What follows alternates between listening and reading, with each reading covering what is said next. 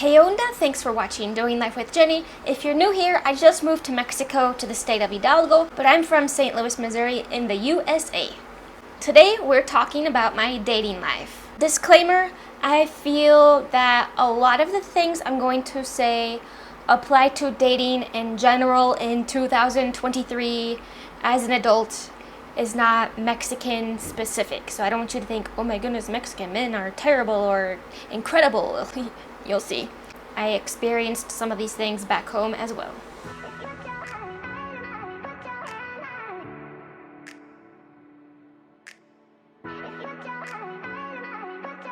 So firstly, how am I even meeting men in good old Mexico? Well, I've downloaded Tinder and Bumble, and I found it easy to meet people naturally too.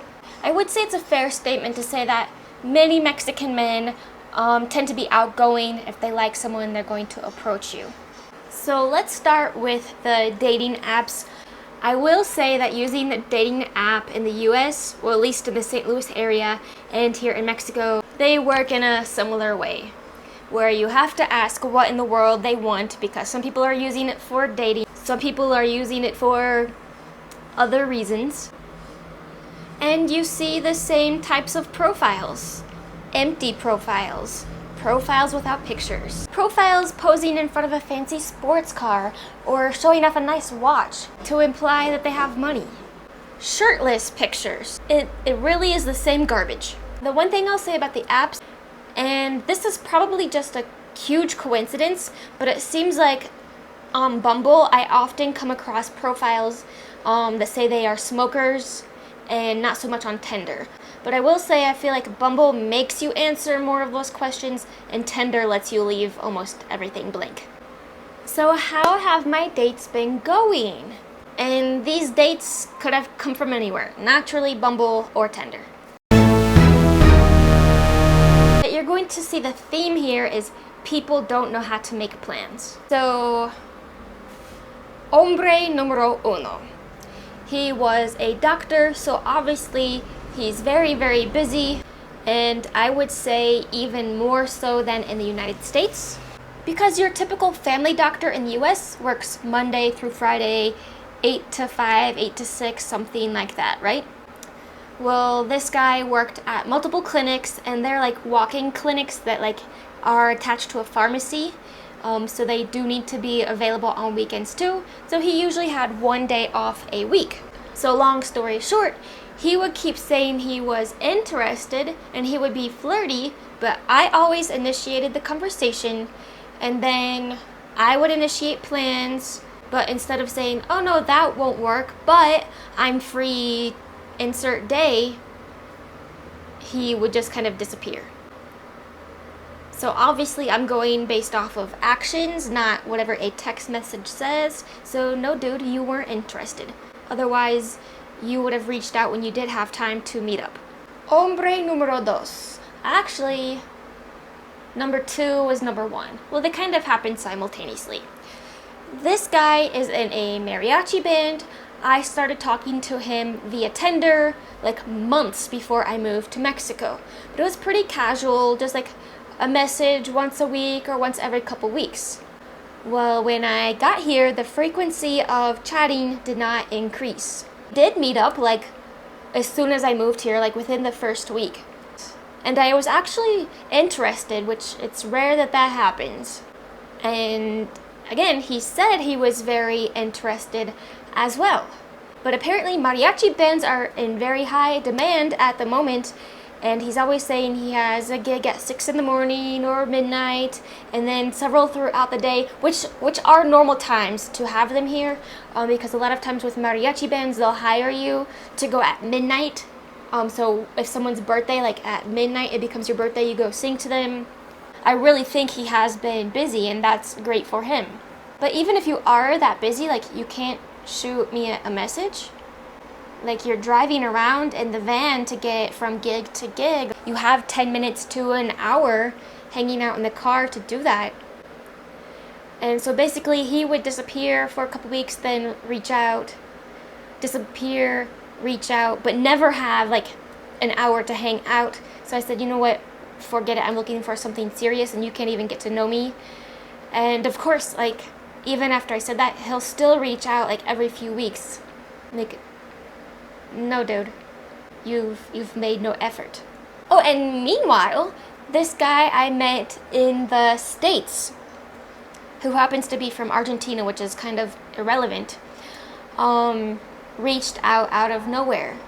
And the reason why I wasn't interested in him is he would ignore me, but he would randomly send me messages like between midnight and 2 in the morning. Like, that's when he would say, "Hi, how are you?" And he didn't work nights, like he had a normal shift. So he reached out again at like 1 in the morning, and I said, "Oh, looks like you haven't changed." And then I didn't say anything else after that. Okay, hombre número 3 was actually the neighbor. The day I was moving into my apartment, he was moving out of his, and we were going to go to the fair. Let me preface this by saying, in Mexico, it is very, very much a thing where the man pays. Like, they will get offended or embarrassed if the woman tries to pay in many cases. I know this is not everyone, but this is definitely the majority. Okay? I don't think this was a date. For me, it was not a date. It was, oh, you're the neighbor, I need to meet people, there's a fair, you don't have a car, I do, hey, let's go. So I'm thinking, oh, I'll pay for mine, he pays for his, or knowing Mexican men, he's probably going to try to pay for mine. No, we get to the fair, at the little ticket booth, I reach for my money, he didn't even reach for his wallet. I'm thinking, okay, well, maybe he's gonna offer to pay for snacks or something. No, nothing. Again, didn't even reach for the wallet. And so I just never messaged him again. We do talk now as friends. I kind of found it odd that he never asked, like, hey, why did you stop talking to me? But we're still neighbors, he just doesn't live like right next door anymore. Then, like in the States, there have been a whole slew of men here where you message, but it just doesn't go anywhere. They want to play the game of messaging back and forth and never meet. No, thank you. Like, if it were up to me, we would meet right now if we're both free, so I know if I'm wasting my time or not.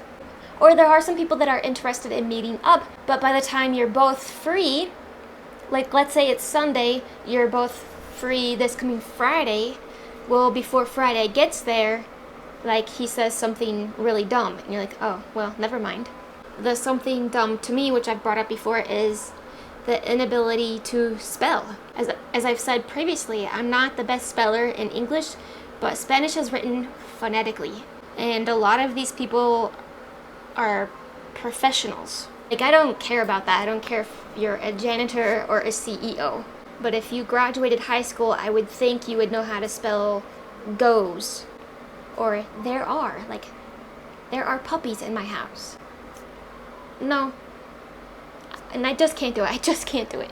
Okay, I lost track. Hombre número something. Okay, this guy I actually did meet. He actually drove like an hour and 15 minutes to have dinner with me. First thing that struck me as a bit odd was he chose the restaurant, and I asked him if he had a picture of the menu because I have lots of dietary restrictions. So I actually did find something I could make work on the menu. But I said, hey, this is kind of pricey by Mexican standards. And he's like, oh, no, it's not. Okay, why would I go to a restaurant and have, let's say, a quesadilla for $8 when I can get it at the street vendor for like $1 or slightly less? You guys know I'm vegan, but this is just the example I'm thinking of. It would be different if the restaurant were like a steakhouse. You would expect that to cost more. But when the restaurant is selling like quesadillas and tacos and that sort of thing, and you can get that on the street for a fraction of the cost, why would you go to the restaurant? So I was kind of thinking, okay, maybe he doesn't have the best judgment or he's not financially literate. But let's see. Maybe he's really rich and $8 for a quesadilla really is cheap for him. Yeah, and we did get along great. It wasn't like I felt a connection, but he was worth seeing again. So we're chatting back and forth a little bit each day, and we were talking about my vegan food, and I sent him a picture. And he said, actually, that looks really good. I would really like to try your vegan food sometime. And I'm like, well, usually I'm not much of a cook, but this actually turned out good. If you want to come for lunch tomorrow or dinner tomorrow, I have plenty of leftovers, and we even set a time. So the next morning, here's where it takes a turn for the worse. He messaged me to confirm, which I like, because I don't like them waiting. Like, let's say we're going to meet at noon. I don't want him waiting until 11 when he should be leaving his house to make it here by noon, to say, oh, you know what, I have to cancel. I like that he first thing confirmed. That's great. Even if he would have been canceling, great, at least you let me know, like, right when you woke up. But when he confirmed, he's like, oh, what do you want to do? What do I want to do? We had a whole conversation about the vegan food and I was going to feed you. So I'm like, dude, if you can't follow a simple conversation, forget it. And that's a struggle in itself. Like, all of these guys that never reach date night, they cannot follow a simple conversation. Like, once in a while, I know, like, you misread because you're in a hurry, or maybe a text didn't go through because you lost service. But when you consistently can't follow a simple conversation, talking about what you like to do, making plans, there's a problem. Okay, next date. This guy was very good looking. Like, he was good looking in his picture, but like extra good looking in person. And we got along really well on our date. And we both wanted to see each other again. Well, he lives like in actual Pachuca, and I live outside of Pachuca. But I had to go into Pachuca one day to pick out some more stuff for my house. So I said, hey, I need to go to these stores. You can come with me, or I'll send you a message like after I get to the first store so you have roughly an idea what time I'm going to be finished. So as soon as I get into Pachuca, I sent him a message, hey, I'm at, we'll say Home Depot, for example. Never here, never here, never here. Okay, I'm getting ready to go to my last store. And I said, hey, I'm going to the last store. Never heard, never heard. So whatever, I went to eat lunch by myself instead of having lunch with him. And of course, as I'm driving back home, that's when he decides to answer. No, buddy. Again, it would be different if the message or call had said, oh my goodness, I got in a wreck, or oh my goodness, my grandma's in the hospital. But no, it's just flat out irresponsibility. Okay, that brings us to my most recent date. Okay, this guy looked so in the pictures, but decent enough to want to meet him. Looks aren't everything, like a lot of times it's personality. But we meet up at the mall, and he's like actually really good looking. The conversation wasn't really flowing that well, but it wasn't like going horribly either, but he was smart, he seemed responsible, and like I said, he was a lot cuter in person than in his pictures. And after the date, he had to get to work. He's a psychologist. I did offer to drive him home because I had to drive myself home anyway, and he doesn't have a car. And I wasn't getting any weird vibes or anything. It was my car. I was driving. Not that that makes it 100% safe, but anyway, the point is I dropped him off and I stepped inside of the carport to meet his dog. Boy, did I meet his dog. As you can see, and the video doesn't do it justice, it looked like I got attacked by a tiger.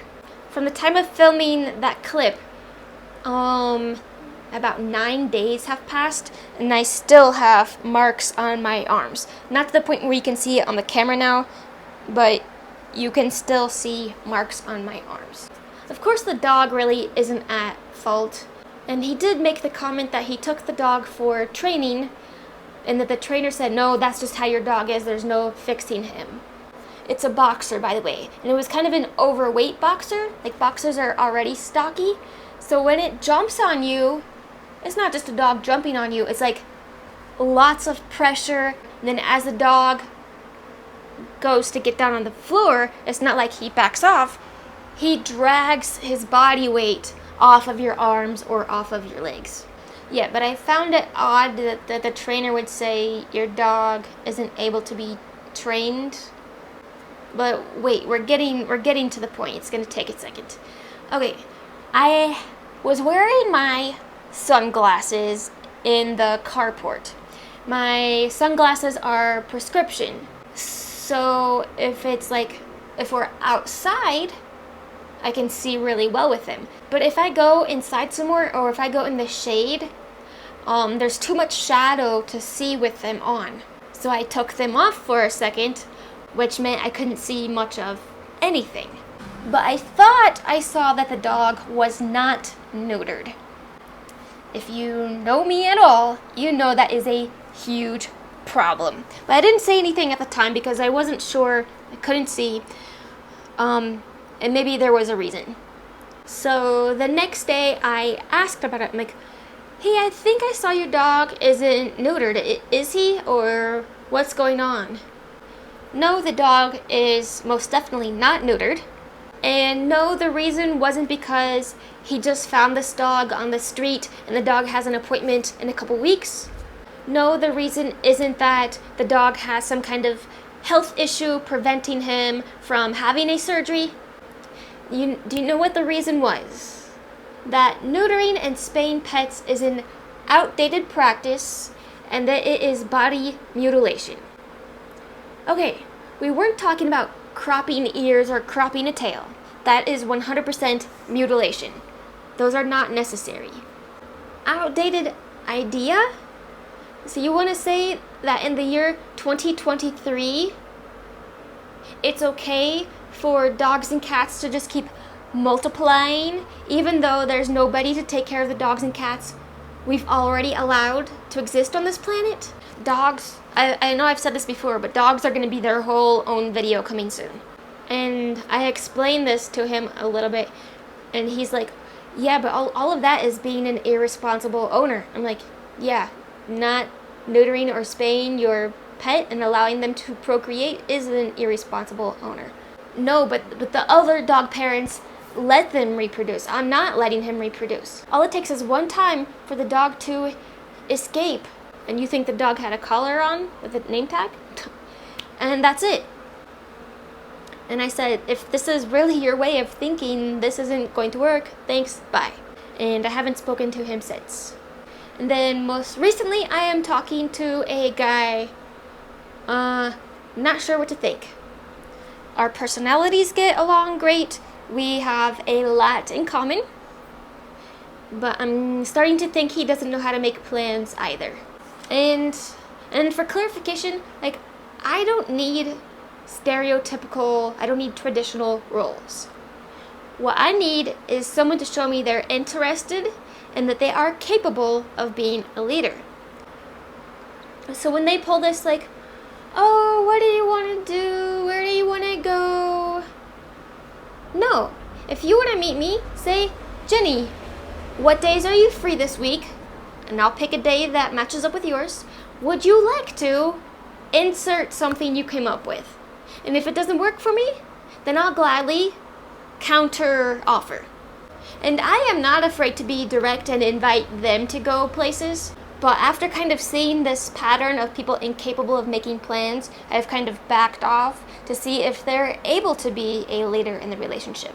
Like, I would like to be co-leaders, but I don't want to be the only leader.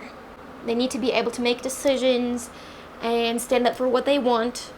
He ended up having to cancel because of a work emergency, and he should be back tonight. So we'll see tomorrow-ish if he's capable of making plans and following through.